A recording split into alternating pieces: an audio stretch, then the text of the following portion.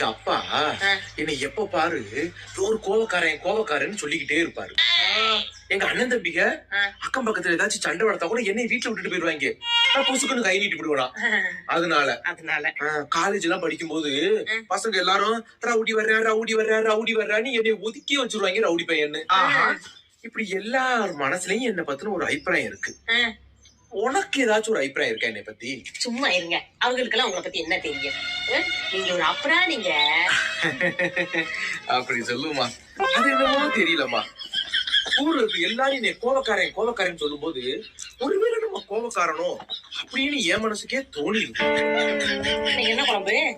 வெங்காய வேலை பொருளாம் போட்டு புளிக்குழம்பு வைக்க போறேமா? போடுவீங்கல்ல, அதான் எடுத்து வந்திருக்கிறேன். நிறைய போடுங்க. ஆமா போட்டுறேன். காரத்தை கம்மியா போடுங்க. தெரியுமா?